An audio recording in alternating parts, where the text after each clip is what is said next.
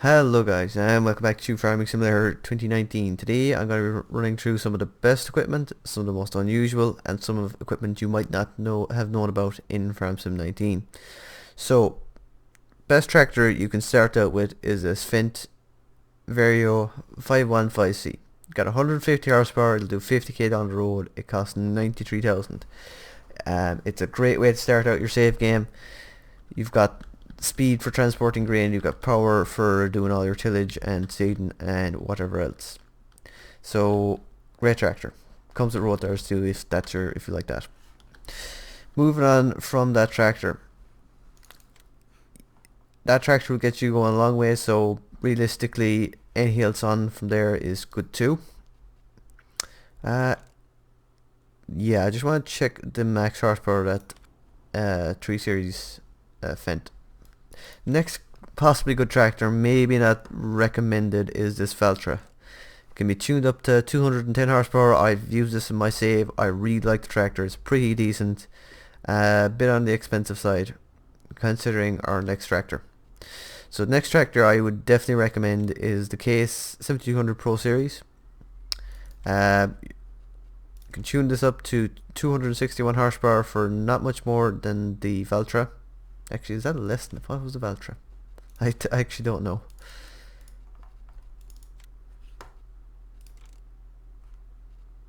Uh, 149. My head is gone. Yeah, so this is actually even cheaper than the Valtra, and quite a bit more power. So you got another 60 odd horsepower over the Valtra, and it costs less. So this would be the best tillage tractor you can get for the money, hands down. This will pull the biggest seeder, not the biggest seeder, but it'll pull, where's the seeder? This seeder, no problems. This is the second best seeder in the game, in my opinion. After this fellow, the Amazon Condor. You've got 9 meters actually of cultivating seeding, so really handy, cuts down on work. Back into the shop, please. Next tractor I would recommend is anything that you really like, I suppose. If you're running a super pan flat, and I do mean super pan flat map, I would recommend this JCB because it'll do fine on a flat map, but if there's any hills, it doesn't do well even on the 2 base maps of Farm Sim. They're way too hilly for this tractor. If you want another super fast karting tractor, I'm gonna have to recommend you download either of these mods, the Dice 7 Series or the Lamborghini Match VRT. 60k, got 163 horsepower each. They're the exact same tractor in real life, different bonnet. Minor differences. Super tractor to get you going, wouldn't be bad tillage. 60k, that's all I'll say. Moving on from there, I'd recommend once again the Dice 9 Series.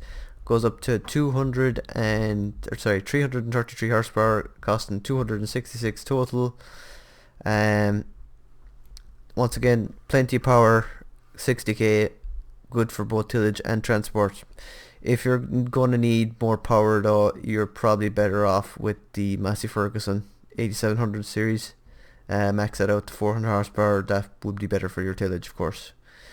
Moving on from there, from the Dites, if you just want an all-around tractor, you're going to go 939. And if you want to move on from that, you're talking 1050.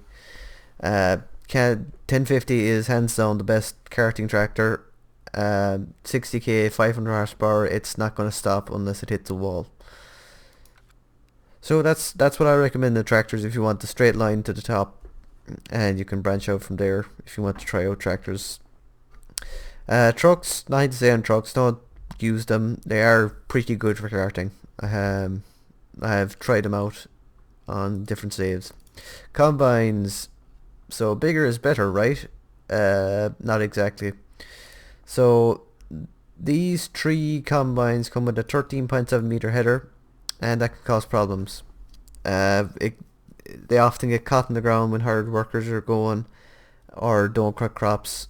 The Fendt Ideal, yeah, Go Ideal, comes with a 12 meter header, so it's slightly smaller, but the combine has a way bigger grain tank, and in the end you're probably better off using that over any of these other combines if you can afford the extra, what, 70,000. It'll probably go a bit further. Better value for money. Forage harvesters, not much of a difference between any of them, I don't think. Just depending on the headers, if you really want them to match. I don't know about the Rostel mesh there, that has wider headers. Potatoes, don't do potatoes. So I'm going to show you why you should not do potatoes. There's a glitch at the minute. No, I really don't want to start tabbing either. There's a glitch at the minute where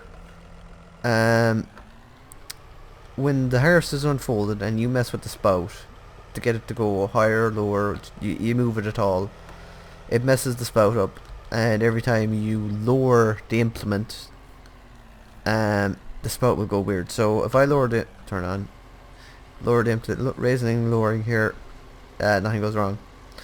But if I move the spout now, my mouse control is broken, so I'm gonna try, and it doesn't really matter, but if I did that there to try and get it up over the side of a high trailer and go down into it, then I lower my implement, it does that. So, and then it doesn't fit into the trailer anymore. You have to reset the harvester each time to get it to the spout to not jump into that position every single time. So that's why you should not do potatoes. Also, sugar beet is far easier. The capacities on the, I'll go back here, the capacity on the potato harvester is 10,000 litres versus the capacity on the sugar beet harvesters being 30,000, 30,000, 45,000, 43,000, that's not a harvester. You can fill a trailer, a good trailer, off of one sugar beet harvester, go sell it, come back, and the harvester will be pretty much full again. So definitely recommend sugar beet for just ease of use over potatoes. Sugar cane, I wouldn't recommend sugar cane. Cedar is pathetic, 2 meters wide only, and the hard worker for the sugar cane doesn't really work well. Spout's kind of weird. Coming off of this one, if you're going to do it yourself with the trailed one, if you're going to be doing it yourself with the trailed one, sure, why not? In small fields, just to do it, grand, but after that, not really. Moving back, cotton, don't do cotton. Save yourself the trouble. Try it out on a mission and then be done with it. So I've done a mission on field 12 there, like one of the biggest fields in the game, and I got a bale and a half of cotton out of it. It's pretty boring and monotonous to just drive up and down the field, and you're not getting much work done, and at the end of it you have this big bale and it's kind of boring. If you like that, that's fine. Don't know about price return on it, but I don't find it particularly fun. Forestry, haven't done forestry, can't say anything about any of that equipment. Actually, I really want to try out that man truck. Animals, self-build dyed feeder, worked before, should work now. Crop protection, if you're late game, the best thing you could ever do is buy the sprayer. It works faster than a fertilizer spreader, works wider than a fertilizer spreader, it does 50k down the road, and you can also weed with it if you really want to as well. Super machine, and also if you see missions with it, do it. They're really worth your time. Just to get that 5 to 10 grand or something like that, you will fly through any field. You literally drive up there, 5 minutes, you're finished, 10 grand in hand. Mowers, big game, nice machine. Wheel loaders, this is a nice little wheel loader, but it's really expensive for what it is. So if you really want a wheel loader, it'll do fine. But it's really expensive. Actual wheel loaders, what did I say? Front loader. Wheel loaders, New Holland, I haven't used it that much. There was a mod of it out in 17, didn't really work well. JCB always came out on top of it, so can't really recommend either of them at the minute, considering I haven't used them. Manitou / telehandler, haven't used them, so can't say. Skid steers, if you really want a cheap loader, sure, why not? If to handle beels, pick up bits of grain that fell on the ground, handy for that. But they're not really heavy workload, because they're also pretty slow, I think. Yeah, 18 kilometers an hour, they're pretty slow, so you're not going to be only going out to the field, loading up a trailer, drawing bales with them. Cars, don't recommend them. They're really noisy, I think. They're way too loud or something. If you like them, that's fine. I'd recommend the bigger one because it's actually a bit quieter. Forklift, I've heard a lot of people saying that they do like the forklift, and it's a nice addition to the game. It's easy to pick up pallets with it. And this thing, the rope overloader yoke for silos, so it picks up everything except potatoes and sugar beet, I think, basically. And you can use this to unload a silo at the BGA and dump it in the trailer, and then use the trailer to tip it into the feeding yoke for the BGA. There is a way you can maneuver the tail fin of this thing over the wall and into the trailer, but if you're only like less than a quarter filling the silos, you're going to have to do a lot of moving of this and the trailer in order to get a full trailer, if there's a big trailer. If you're talking like an agroliner or 40 odd thousand litres, you're going to have to move the trailer at least once, and it's a bit fiddly that way. If you're running full bunkers, I think this would be an amazing yoke. If you can get the arm set up, it's a little bit fiddly. That's all things with engines. Trailers. So first of all, in trailers we have the first trailer. A lot of people might know this about it, but you can change the capacity from 4,000 to 8,000 to 12,000 to no 1,000 litres. So you can change it into better. I unfortunately can't swivel the camera around for you. Or can I? No, I definitely can't. This patch has broken my mouse control. So you can change it into a little bale trailer if you want to do that, and you can change it back for it at will by going to the shop for free, I think, if you do it once, or if not, you can definitely place the workshop and do it that way for free. So you can change your grain trailer into bale trailer and collect your straw when you're done. Nothing else in trailers. Orgo wagons, seed runner, super handy late game. Definitely recommend it. Saves you from running to the shop every other minute, and it encourages me to not have the workers buy seed as well. It just adds to the game, I think. Orgo wagons, little known fact that the Orgo wagons can actually tip into silos and sell points. So if you really wanted to, you could just buy one of these of a tipping trailer for grain for a little while, and they do hold a hell of a lot. 70,000 litres, that's bigger than any tipper. And then there's obviously mods, and there's obviously this thing, which I was going to recommend to use as a grain storage. If you wanted a cheaper grain storage, this is cheaper than just a standard bin for its volume. So I'm actually going to show you. So this bin here holds 100,000 litres, costs 90,000 versus, and they're dearer because they've got the thing, the grain storage dump. And go back in here. This holds 200,000 litres for 130, so you're saving, what's that? 50,000, sorry, on a bit of grain storage. If you don't really care about aesthetics, it's just probably one of the cheapest ways to store grain. Even an Orgo wagon there would be a good way of storing your grain, if early game as well, instead of buying a grain silo. You're not going to have more than 70,000 litres there of storage, or of storage requirement. So there's that. Headers, so like I was saying, they all come with 45 foot headers, except for the Agco Ideal, which only has a 12 meter header. Oh yeah, it's the belt and that's the orker. So it's that 12 meter header does make a huge difference regards not getting caught in things ground, and it actually harvesting all the time. Corn headers, nothing particularly special in corn headers, I don't think to mention. Nothing particularly special in forage, nor potatoes, nor sugar beet. Actually there is. The working width of the sugar beet harvester is nearly 6 meters, 5.5 meters you could call it, versus the potato being really narrow. So sugar beet, it just gets easier the bigger you go. So unlike potatoes.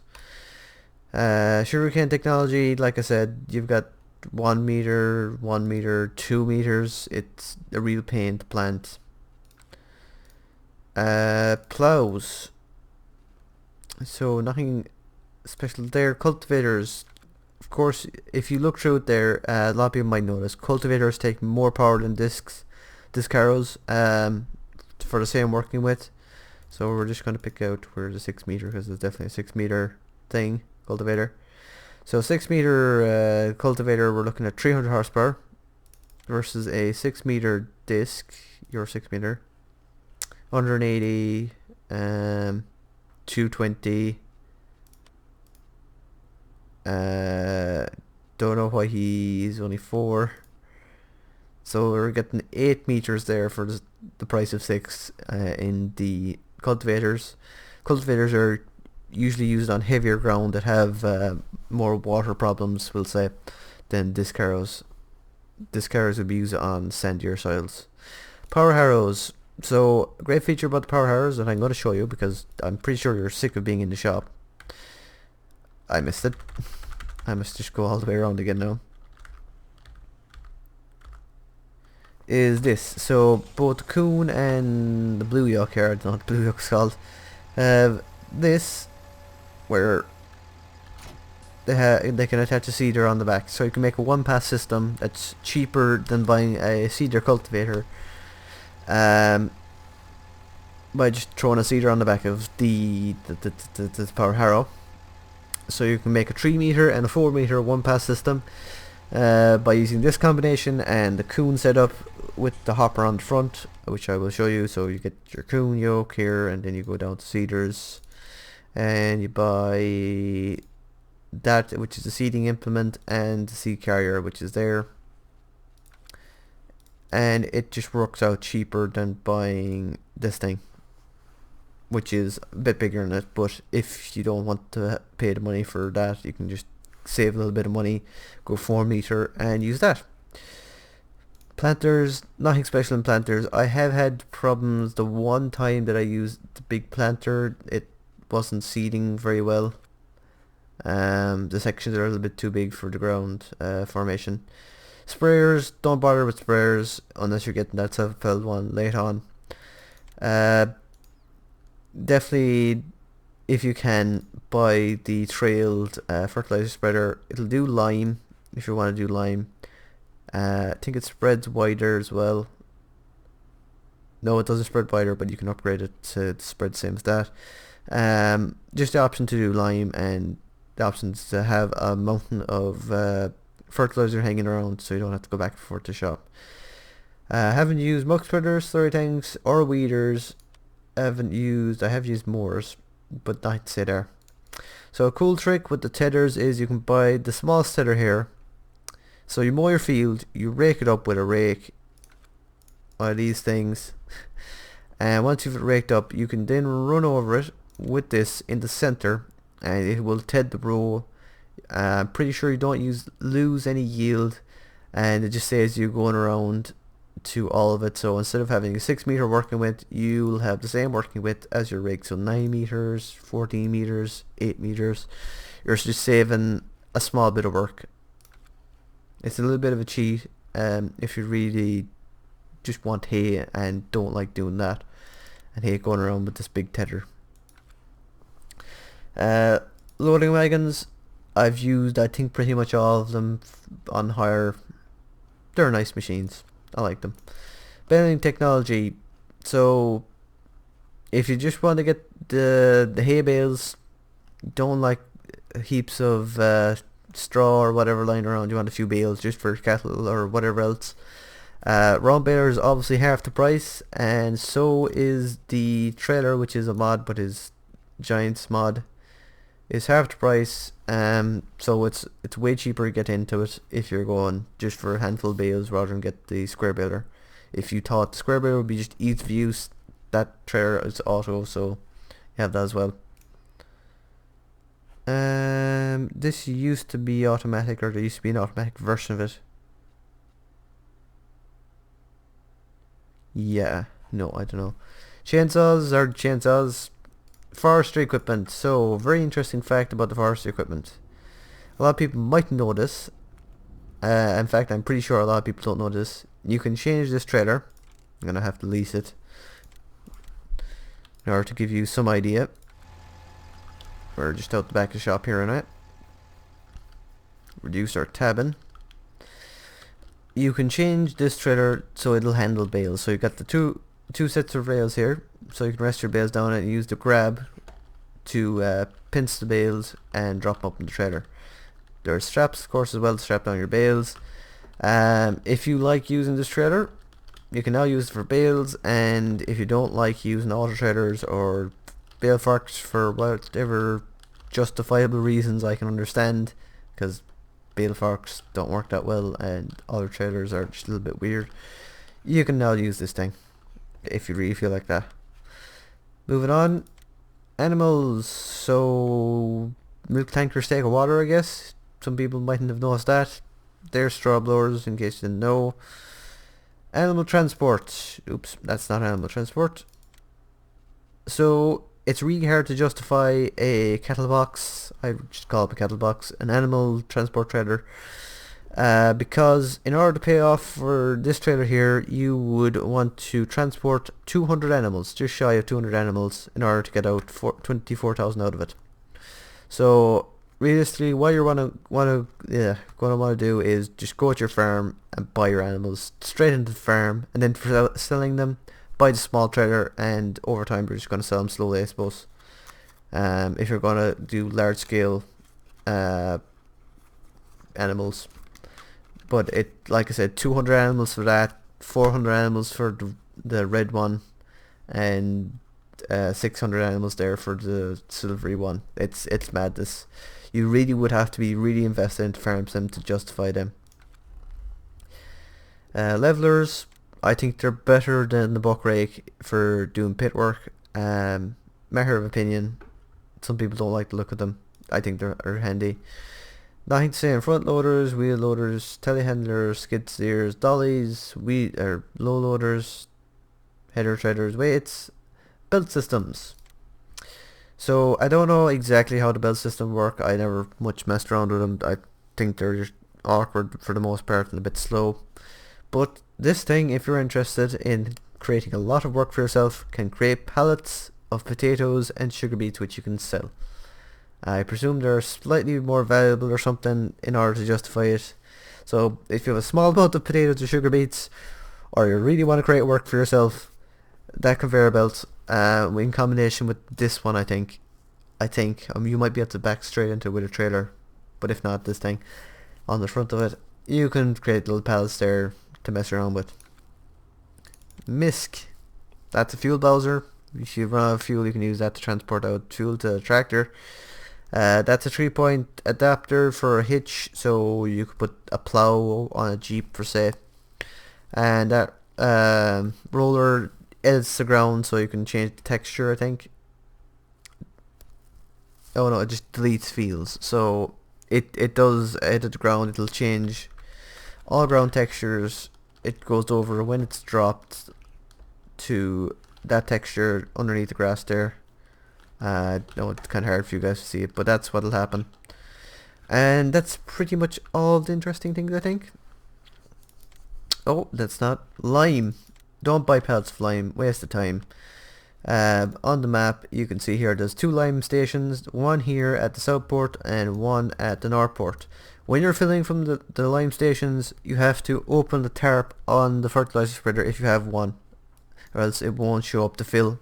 Hit R to fill once you're alongside it, and off you go. Much easier than buying 1,000,001 pallets of lime every other second, because it runs out that quickly. Pallets, nothing in pallets I want to talk about. Bales, you can buy bales, all the bales, so you don't have to buy the baler and do what I said about buying the cheaper thing. You just buy the bales. Placeables.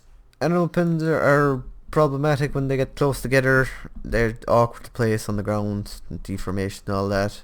Miscellaneous, so that's the workshop there that allows you to edit your vehicles without paying once you have bought that edit already. So like I said, if you had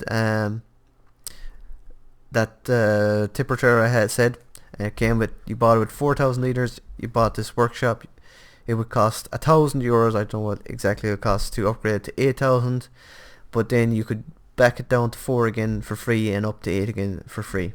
So every time you buy an upgrade, you can change to it at any stage. You can also do that with tires on all tractors. So once you buy that set of tires, you can change back and forth between any set of tires once you own them for free. Wood chipper, probably the best wood chipper in the game if you really want to use wood chippers. It used to be pretty damn good before. Silos. Unless you're just really sick of it, wouldn't recommend the hay loft. It would take a long time for it to pay off for itself if you're storing up hay and selling it at a great demand. Waste of time unless you're just late game and like to have an easy way of storing hay for your cattle. That's kind of it there. Decorations, nothing interesting there. I've got some wall sets and some fence sets there to make things nice and pretty. Sheds are sheds, and farmhouse, of course, you can skip the night. A lot of people might know this still, that you can skip the night by buying this farmhouse, which I can actually show you by tabbing over it here. So this is the farmhouse. Comes with a little shed. You might be able to park the Jeep in there. You can go inside the door, I think it is, and hit R, and you can skip to whatever time you want. Well, I think it doesn't skip the entire day. It's only nighttime you can skip. So handy if you don't like running at night, or have a bad screen in your computer, laptop, whatever, or don't have a good laptop, don't like running lights. Way better than fast forwarding time. So that's all my tips, tricks and information that you might not have known about FarmSim. Drop a comment below if I missed something that's blatantly obvious that a lot of people actually don't know, and might do a follow up if there's like a lot of them, but I don't think so. So until next time guys, thanks for watching and see you then. Bye for now.